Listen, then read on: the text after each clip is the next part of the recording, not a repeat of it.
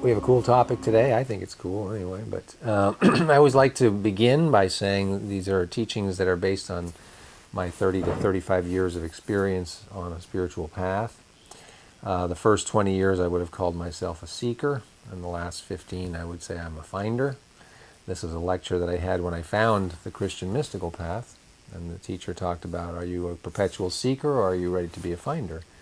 And a finder meaning you pick a path and then you kind of roll up your sleeves and you do what's necessary to have the transformation that you've been seeking for the last 20 years.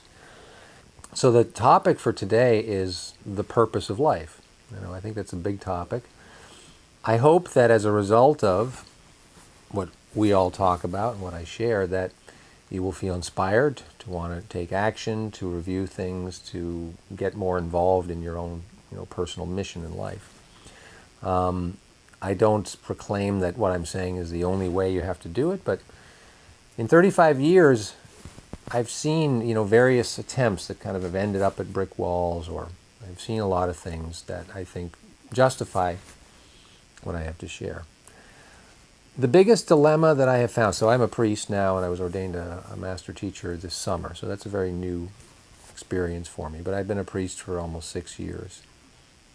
And really, a true priest, and I differentiate that from someone who necessarily has just gone through theology school or seminary and has sort of figured out all the academic side. What I was taught is that a priest goes through a dramatic shift in consciousness and goes through trials and tests in order to determine if they really want this life.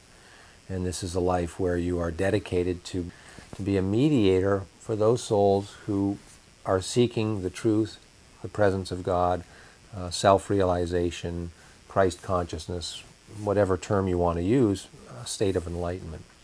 And so, of course, we are initially brought through that process with other priests, and then we are trained on how to help those who want it. And the always governing energy is love, that you have to care very deeply about the person. And in caring about the person, you don't impose a plan upon them. You continually keep in touch with them and ask them, what they want and if they want to keep going. And as long as they say yes, then we continue the process. One of the big dilemmas is, people have a sense of, well, what am I supposed to be doing? Now, I think that certainly in North America, because I'm actually born in Canada, but it's not that different. Whether you call it the American dream or the Canadian dream, the idea that we complete our schooling, we find a partner, hopefully a soulmate, we begin a family, and we live a fulfilling career, and what you do after that, maybe get involved with your community and you have involvement in volunteering and stuff. And what is often termed as sort of the white picket fence, we had everything that we were supposed to have, 2.3 children, a house in the suburbs and all that. Is that the purpose of life? Well, it wasn't for me. I didn't pursue that. That's not to say it's not the purpose for some people, but I don't think I don't teach that is the purpose, like find a partner, develop a family, have a big house. The circles that I moved in were probably considered the spiritual, but not religious. Something about religion was just very, very oppressive, and it was hypocritical, and people that I connected with did not seem interested in that. So we were trying to figure out, well, what are we supposed to be doing? What is the purpose of our lives? And for some, it was like, well, Earth is a school, and you're here to learn, and experiences are all meant to be, so that even if you have really, really difficult experiences, there's some meaning behind it, and we have to just patiently wait for that meaning to be revealed. Others felt that, no, you're supposed to go out and explore the world, and the purpose of life is experience. Go out there and just take in as much as you can. Then there were the folks who were like, I have a sense that there is a divine presence, and the one aspect of my Christian upbringing is that I believe that God has a plan for my life. And so there were many people that spoke as though I just want to find what is that. If I can just know what God's plan is for my life, that's going to be, then I'll really be certain that I'm on the right track. I would say that I explored those. The finding God's plan for me did not resonate. I wasn't at a point yet where that was prominent. But going out there and experience stuff, I dropped out of university, went to travel Europe, had the Eurail pass, and just that was super cool. I was soaking it all in. And then the idea that, well, life is a school, because then difficult things would happen, and I got into a longer-term relationship, and we had challenges that came up that brought us face-to-face with the issues of our past and our childhood, and so we had to go through that and counseling and all that. And so I would have said back then, yeah, it's sort of a combination of life is a school and life is about experience. Eventually, there's still a sense of like, well, I don't know, I don't feel connected to something. I don't feel that this life of going out there and experiencing everything and interpreting everything as some sort of a lesson was really giving me that concrete sense of purpose, not the way that I have now as a priest. Doesn't mean that the purpose of life is to become a priest, not unless that's what you want, but it worked for me. So this element, this energy of, well, is it true that God has a plan for me? God has a plan for your life. You'll see that in certain organized and even disorganized religions, right? They will create this idea.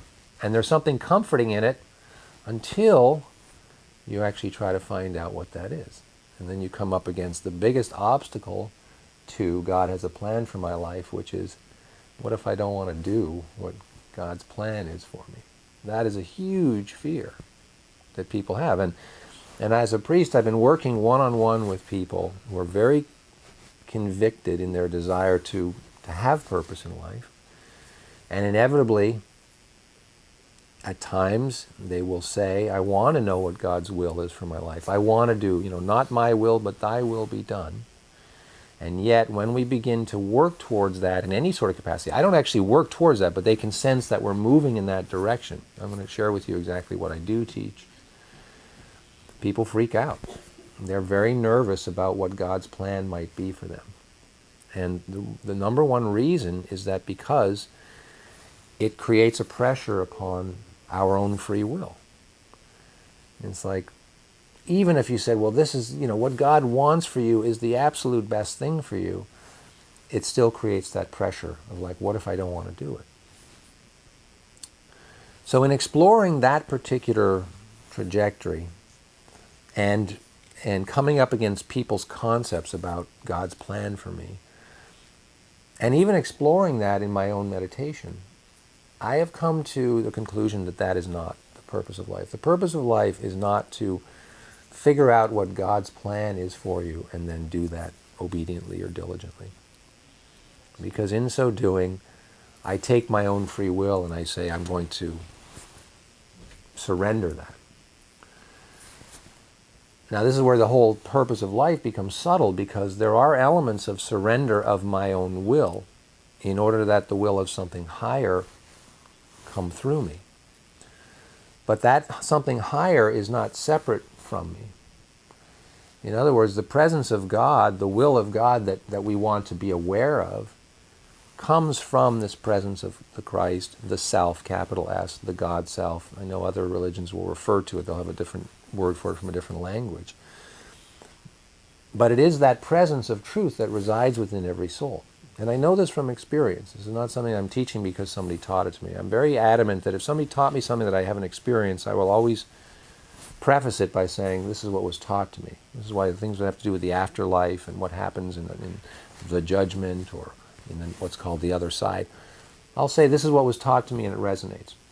I used to be obsessed with that stuff, and now I don't care as much because I figure there'll come a day where I'm going to be there and I'll get to experience it. But I don't want to sit here and go, well, this is exactly what happens, because I can't say that with conviction. But I can say with conviction what it means to come into the relationship with the Christ within, with the divine self. And it's a process. And in so doing, you begin to be taught by that process. You begin to be guided by that process. Be guided by that presence within. That presence knows me as a soul intrinsically, because it's been with me since the beginning of whenever I was created. And yet there's still a process whereby I have to learn to trust that part. It's quite an unusual phase in one's spiritual development, when you begin to realize there is a presence within, and then to what degree you trust it. Now, some people maybe trust it immediately because there's just a feeling that accompanies it, a feeling of being loved and seen and cared for. And other people, especially if we've had bad authorities in our lives, meaning we had parents that were, mean, we had teachers that were mean, we had bosses that were mean, we had ex-lovers that were mean, our sense of trusting people to be authorities has been really compromised, and so we're very leery of that. So everybody has to discover that relationship on their own. So then what is the purpose of life? What I teach and what I believe is that the purpose of life is creation. That every soul is given a tremendous set of tools, and I guess that's the best word I can think of. If you think of your mind as a tool, you think of your emotional system as a way to gauge your perception of reality. In other words, if I feel something, that means something. If I don't feel something, maybe I'm not drawn to it. When I have an emotion of anger, that means somebody has crossed a line, has violated something. When I feel depressed, I'm experiencing a pressure of hopelessness upon my soul. So the tool of emotion and feeling really helps us understand what we are perceiving, and thus helping us to make decisions that will lead us where we want to go. So we have a mind, of course, it's just mysterious. We all can relate to the mind that's overactive, or the mind that is focused, or when we're in an imaginative state of mind, or a creative state of mind, or a melancholic, or an anxious. So the states of mind can vary. Through meditation, we seek to discipline the mind away from the negative states. And that is very possible, but it requires energy and effort. What do we do with the emotional states? We seek to receive the messages that our system sends to us, process them, and then take actions. We have a physical body. Some people's body is tall, some are thin, some are short, some are stronger, some are weaker. There are some things you can't change about your body, and there are some things that you can change. But the body is a tool of mobility. And they say with the opposable thumbs, we can do things that animals can't. Those are sort of the basic tools, the body, the mind, and the emotions, right? But then if you go, well, I actually have a soul. What is a soul? See, the soul to me is the thing that contains the free will. The soul is God's gift to us as humans, saying you are a created being, and I give you these tools, and because you have the soul of a human, which differentiates us from a soul of an animal, not to say that animals don't have personality and are not resourceful, but they're more driven by instinct, whereas we have the ability to create stuff that is counterintuitive, or that goes against our instinctual nature. So the soul is this mysterious element that is given the freedom to do what you would like to do on this earth. Now the mind always wants to go, well, what about these people who are born into poverty, or born into slavery, or born into, there's a mysterious element, the karmic element, where it's difficult to know what is everybody's path, and why is somebody born into a poor village in Ethiopia versus somebody born into a rich family in Saudi Arabia versus born into a free hippie-style community in Australia. I'd say let's be focused on our situation, what you have been born into, and to what degree you have decided to take on the creative opportunity or responsibility, whatever you want to call it, in your life. One of the metaphors that came to me this morning is, I could put a bunch of 2x4s on your lawn and give you all the tools and give you a blueprint, right? And say, build a shed. And if you pick up the hammer and just start swinging madly and breaking 2x4s, and you take nails and start throwing them into your neighbor's yards, you're not going to build a shed. The tools have to be used in an organized manner in order that some end result, some creation, could be made. And all God can do is say, I'm going to give you the elements, heart, mind, body, soul, will, desire, emotions, whatever, intelligence. You have all of those at your disposal. Now, to what degree are you going to fling the nails into the neighbor's yard, or are you going to pick up a nail and a piece of wood and a hammer and try to create something? create something that is satisfying, is meaningful to you. So in deciding if you can resonate with, okay, the purpose of life is creation. Now, if I choose to create a life where I want to learn as much as possible, that's great. If I choose a life where I want to create as much devastation and I want to harm people, God says, I've given you free will, so that's up to you. However, there are certain laws that govern this planetary system, or the Earth, which is the energy that you put out will come back to you. So the more love that you put out, the more goodness, the more beneficial energy you put out, you recognize that that comes back to you. If you want to put out an energy that's hurtful and devastating to people, then you should expect that energy to come back to you, and hopefully that teaches you something. Because I believe that we as a human race do have a responsibility to create something that also is considerate of other people. But you don't have to. You don't have to take on that responsibility. So we have a lot of people that are just focused on creating a life that is beneficial for them and maybe a few others in their family or whatever. I do believe that God allows people the opportunity to do that. And each one of us has intuition, has conscience. Conscience different than consciousness. Conscience is that part of us that says, I'm not sure this is right. Something inside of me goes, I don't know if this is right. And if you've ever been in business, you operated a business, you have to have a sense of intuition about if this is a good move for me. Sometimes you can't help it. You get lulled into thinking, well, this feels good. I've tried all my, I've read all the energy of it as best as I can. I mean, I know we've been talking about getting renters, right? So anytime you want to bring a renter in, there's a risk. You don't know how they're going to treat the place. Are they going to pay the rent? Are they going to, violate the rental agreement? So you have to read the situation to what degree. And some people go, I've had many people say, well, I don't want to be a slumlord, so I'd never get involved in it. So they don't want to create this landlord dynamic, and that's fine. They don't have to. Some of us are like, well, you know what? I have the temperament for it, so I'm going to give it a shot.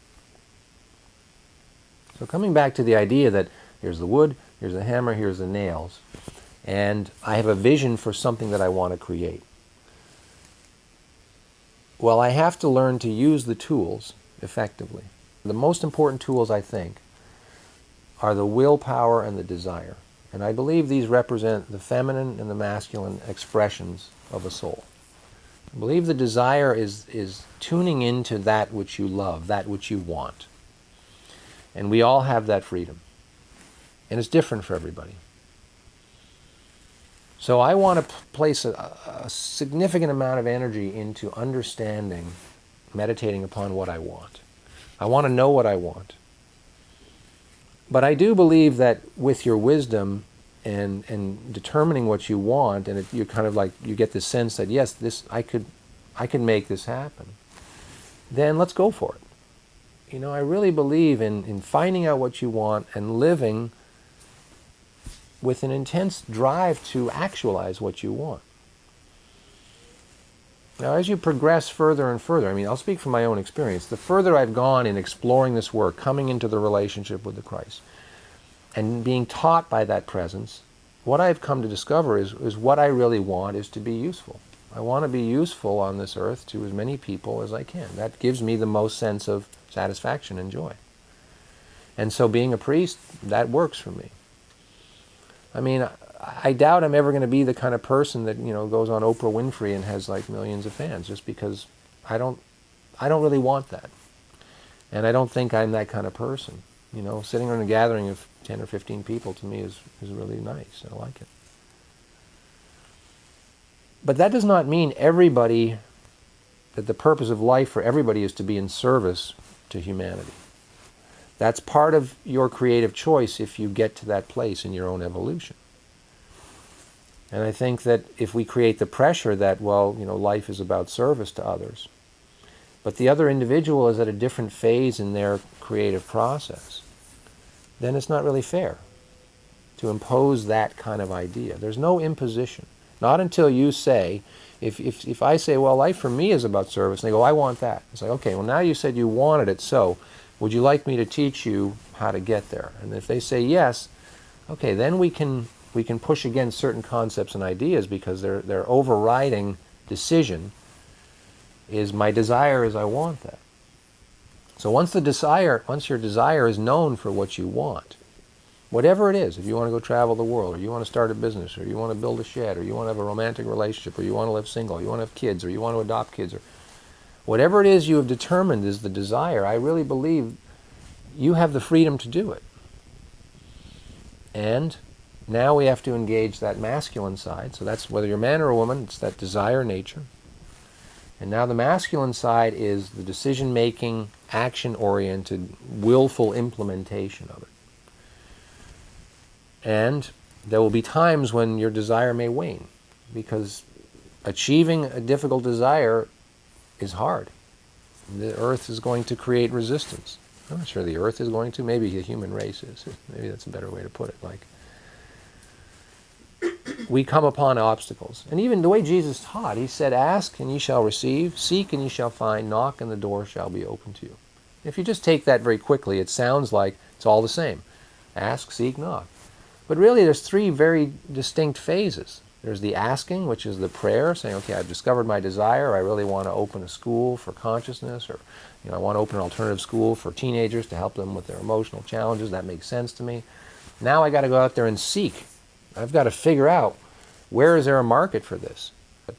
What I mean is, like, you probably need to go to a place where there's a culture that could support such an idea. So the seeking is about using your wisdom and your discerning function to go out there and find out where it may be likely that your vision can manifest. And then there's the knocking part. And he says, knock and the door shall be opened unto you. So that implies that you are going to reach doors that are closed and locked from the other side, that you have to knock on. So think of that as symbolic of obstacles that you will face. And you are going to have to rely on somebody else to open a door for you at times. And that forces the society to work in harmony, work together, to help each other out. What I have learned is that I'm not the kind of person that always wants to be swimming upstream. Now, so if we go back to the idea of like opening some sort of a school for consciousness in a small town that might not be open to it. Yeah, I do think there are some people that are going to make that work. And then maybe that's what you're talking about. It's like, well, I have a vision and I'm going to stay persistent to it. In the idea that the purpose of life is creation, I support it 100%, because you can create that, whether it's you or somebody else. I really believe that somebody, if they want to create it, they should put that effort in and see what happens.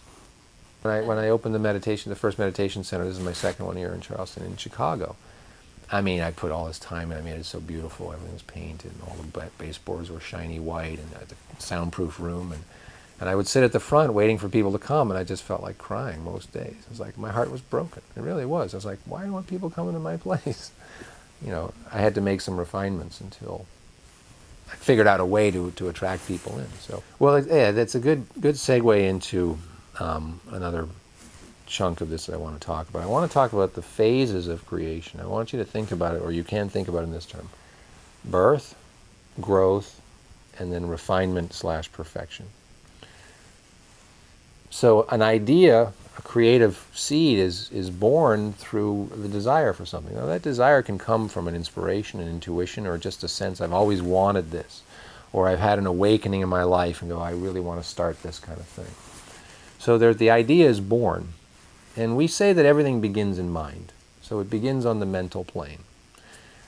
That the creation exists as a thought process or an energy before it becomes manifest. Then there's the growth of the idea, and that involves, I think, a combination of it changing and it sort of becoming clearer what it is, and beginning to take the steps for it to manifest in the material. So it's existing on the mental and it's coming into manifestation on the material. And then what happened for me with the meditation center is that it grew to a place where it existed, but it wasn't refined to a place where people were going to come.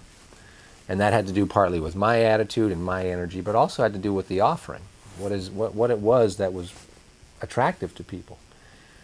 And I've been lucky in my life in terms of many businesses that I've started, is that I've continually reminded myself that exactly what you were saying. The initial vision that I had to be surrendered to what people would come and wanted to experience.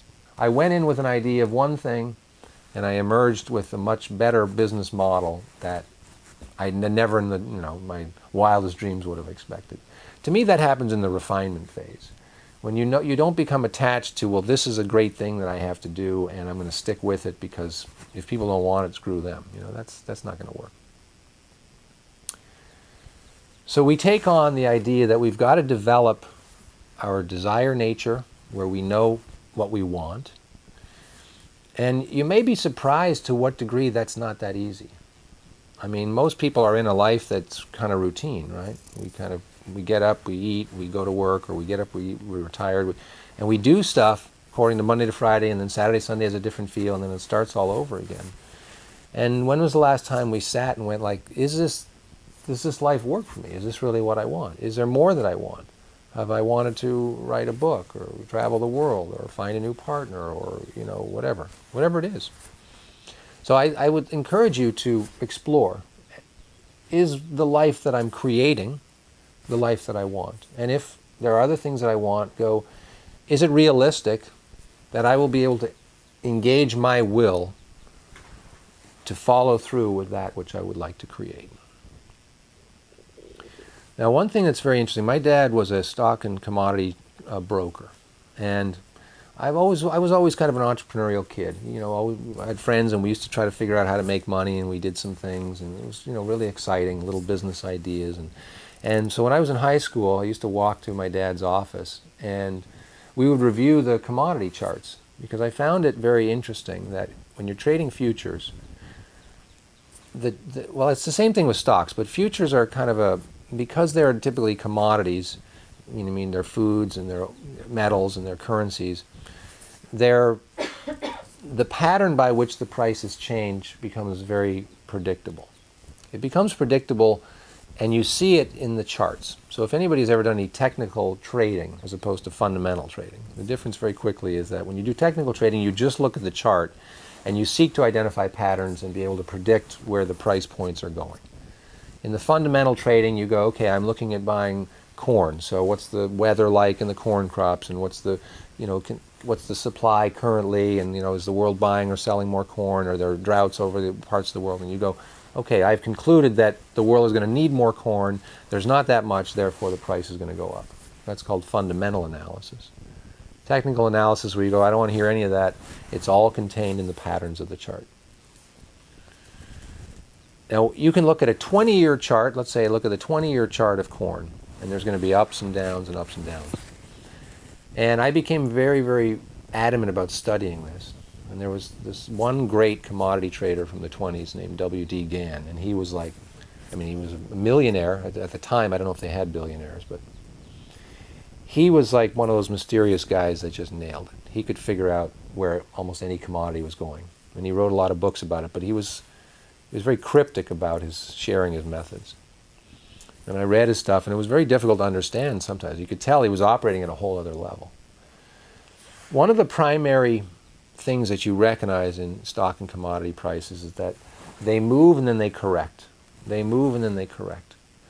And there's something called Fibonacci ratios, which discuss the typical percentage points at which prices correct. So let's say a stock moves from $1 to $2, then according to the theories, the Fibonacci ratios and the theories of correction, is that before it moves higher than that, it'll probably correct down to either 67 cents, 50 cents, or 33 cents. Then it'll hover there for a while, and then it'll make a move. So there's always a trend, and within the movements of the trend, there are corrections. You could look at the 20-year chart, and that totally reads accurately. And then you can look at the 1-hour chart, all the activity of a price over the course of 1 hour, and the same patterns are evident. So this ties into what we discussed in terms of the correspondence. The corresponding patterns over a short period play out in a longer period. The reason I bring this up is because I want you to become aware that the desires and the decisions that you make in a 1-hour period likely are going to correspond to a certain degree to what you do over a 20-year period. That recognizing the patterns in the relationship between your desire and your will and desire, your masculine and your feminine sides.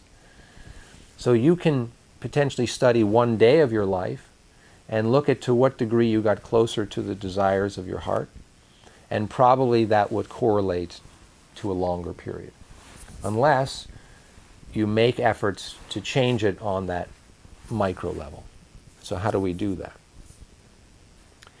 We analyze, or we explore, we meditate upon the relationship between our desire and our will.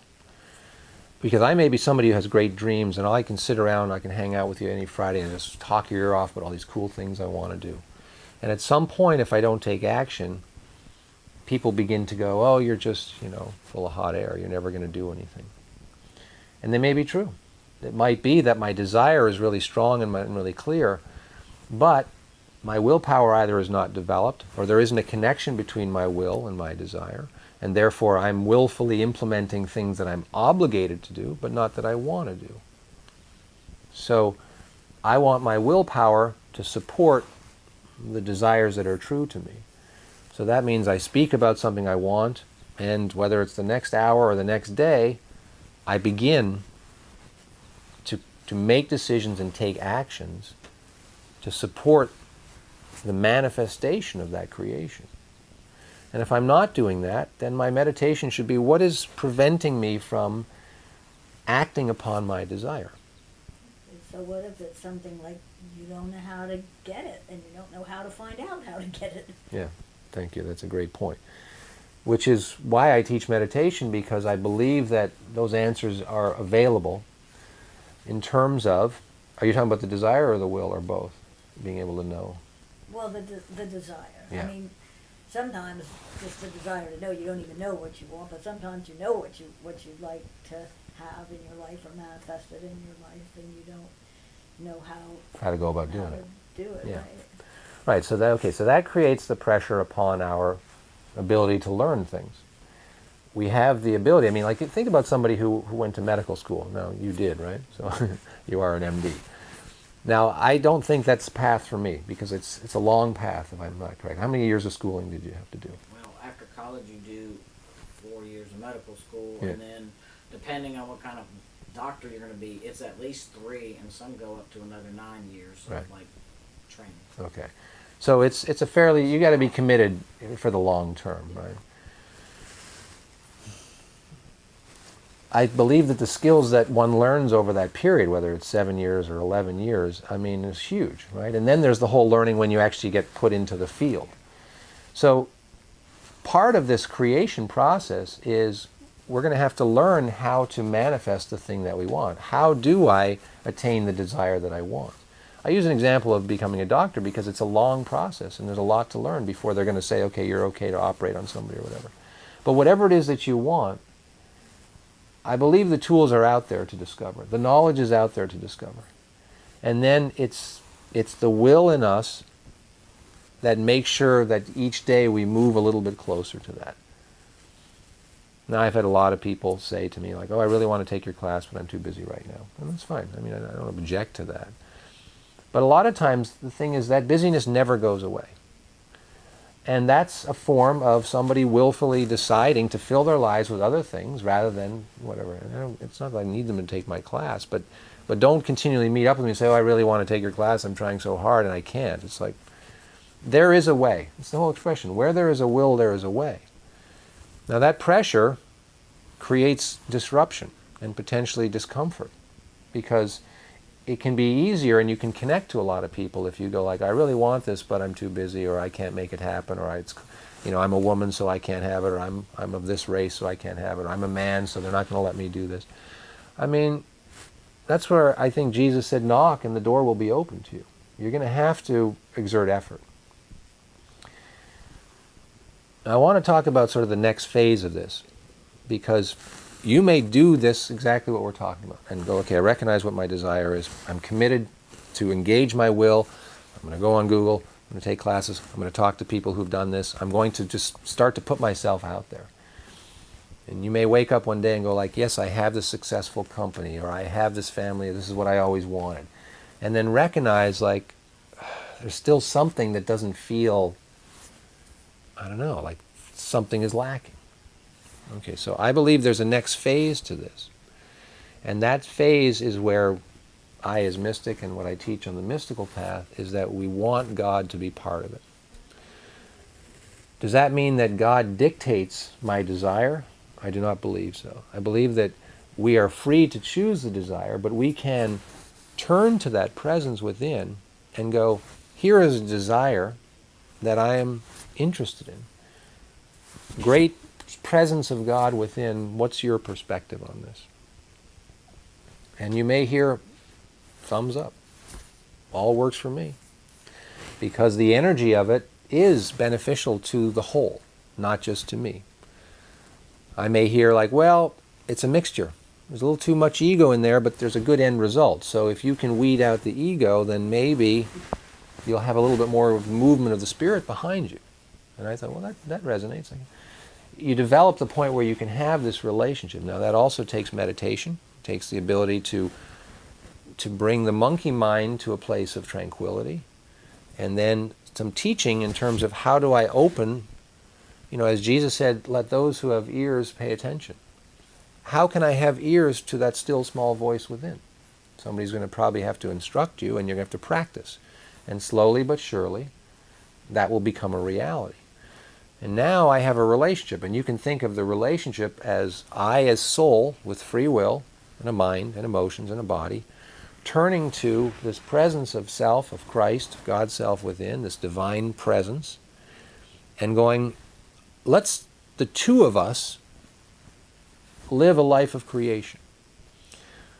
I will bring the desire, and I will share it with you. If you have a desire, speaking to the self, share it with me, and if it resonates with me, let's engage our will and let's do it.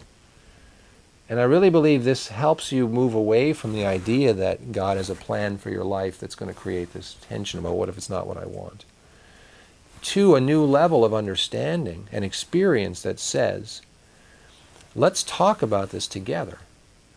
And when you begin to have that relationship, you'll feel how much that presence inside loves you and wants you to want what you want and have what you want, but will also go, this is a little risky because of blah, blah, blah. Or, I know you want to bring that tenon in, but just something about, spend a little bit more time before you jump to that. It's that presence of self is trying to help us avert disaster. And sometimes it can't, because we just go, my will is too strong. And this is where I really believe you have to let the soul go and do what they want to do. We teach, become a master at trying to engage somebody's desire. Not in a manipulative way, but if you see a beneficial path for somebody, don't impose it upon them, but provide energy that makes them want to explore it, so that they become desirous of wanting to do it. And then then their will be engaged freely. But how do you do that? Well, that's what I say. That's what I teach. In the mystical Church of Christ, that's what we learn. How do you do it is you love the person. I mean, really, it sounds kind of corny, but you love them and you care about them and they feel that, and they may then go, well, what do you think? And they may truly be open to that. And then we go, well, how do you love somebody like that? This is part of it. You accept that they're free to do what they want. And if you create a relationship where you're not imposing something upon them, but you see them and you acknowledge that their desires are meaningful to them, they may go, okay, you care enough you've at least listened to me, at least paid attention. So what do you think about this idea that I have? And then you might say, well, this all sounds pretty cool, but I have concerns about this. And they might be open to receiving it. If I send somebody giving me guidance and they have fear on their end, then I'm immediately going to react against that. But everyone has fear on their end of something. I mean, I'm not usually inclined to present my desires, ideas, and to get the panel to comment on them, because I have greater trust in that presence within. So I agree with that. But there is a time when I want to get somebody's input because they've done it, and I want to go, well, how would you proceed in this situation? I had one that had done it who did some nice charts about how it wasn't possible because they had not been able to do it themselves. So I'm just saying that you have to be careful. I agree, yeah. All of the fear in the world about your creations. And that's why it's really important to immerse yourself in a community of people that are also on the path to create, because they're less fearful. So creating pockets of creatives where they can get strength from, Yeah. and watch other people modeling that they are also doing what their purpose is successfully. Right. Makes it all go faster. Well, it's, the point that I mean, I like everything that you're saying, right? But yes, if somebody is going to go, what you want is not possible, I mean, I don't agree with that. Like I said earlier on, I said, okay, at 53, do I want to be an Olympic athlete? Very unlikely. Is it impossible? Probably not, but how much energy I'm going to have to put in and the chances of success, right? The thing I had in mind when you were talking about, supporting someone or getting me to see it, I was thinking about my son who is in college and he wants to be an aerospace engineer. And he, for the most part, is doing very well, but he's got terrible social anxiety and a lot of bullying and stuff like that, and he has problems, and he won't go to talk to a professor, and I've tried, you gotta go to office hours. That's private tutoring from the people who give you your tests, who write your tests, is what, we have a professor in the family who tries to get the kids to come, and that's what he tells them.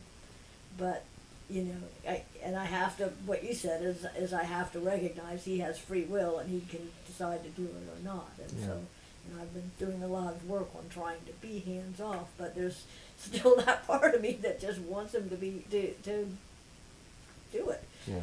But I guess maybe it's because that's a goal for someone else and not a goal for me. So that's, Well, I think you care about him, so you want good things for him, right? I mean, my inclination when I hear a story like that is I want to go, well, why does he not want to go? I would like to sit in the room and go, John, whatever his name is, why don't you want to go to the professor? I'm very curious. Now, if he thinks that I'm going, like, as soon as you tell me I'm going to counter it, he's not going to tell you. But if you love the person and can go, I'm actually just curious to know why you don't want to go. I really want to know. I really want to understand your thought process. And if he genuinely feels that that's all your agenda is to understand and to know, he may tell you.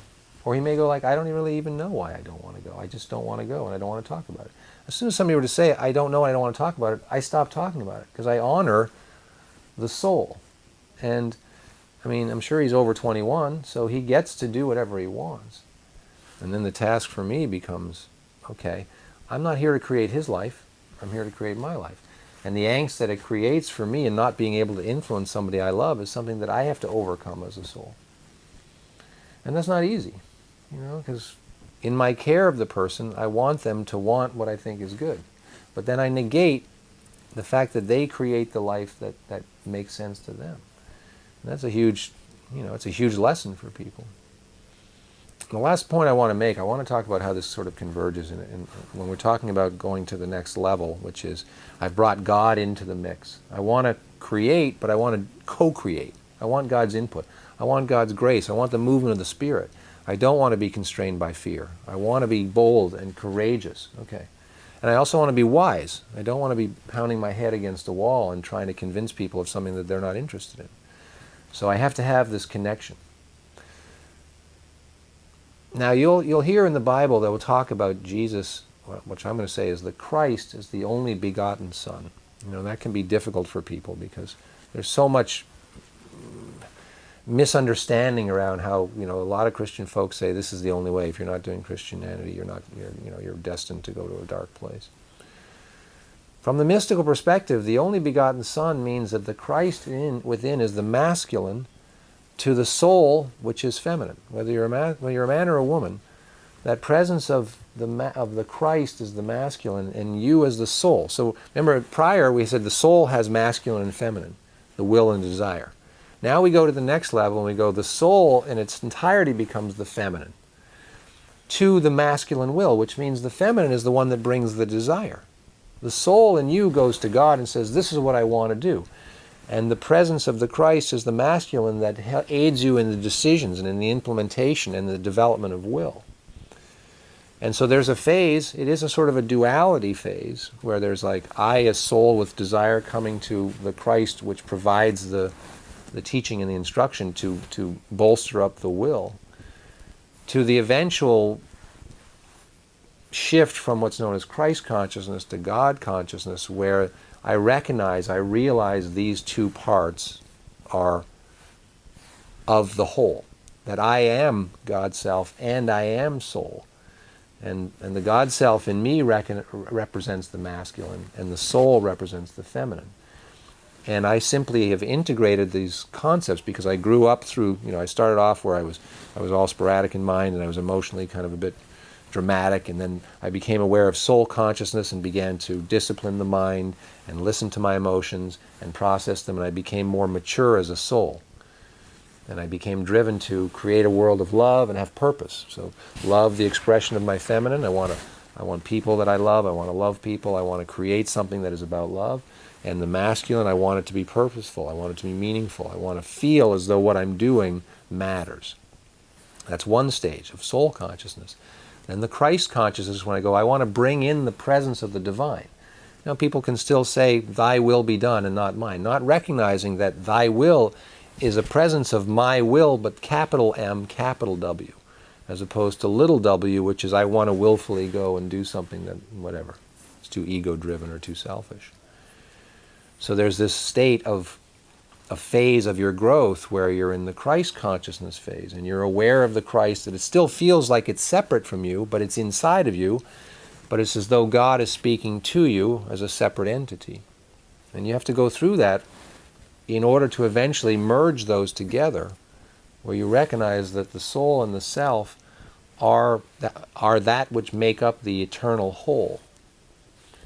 And so then there's a whole adjustment in having gone from, well, I've just lived the last few years thinking I as soul go into meditation and I turn to Christ within, and it's like I'm communing with God. Like the guy Neil Donald Walsh wrote, Conversations with God. That's very much, there are some interference because some of it is a little bit ego with him. I hate to burst that, but there's a lot of good stuff in there. There's also some stuff that's a little funky. But you can live for a long period of time in that phase where you feel like, man, this is so cool. I turn within and I get guidance and I feel like God is with me. Okay, and then there's a graduation to another phase. And that takes, you got to have that desire, because if you don't have the desire, you're not going to exert the will to bust out of the one and get to the next one.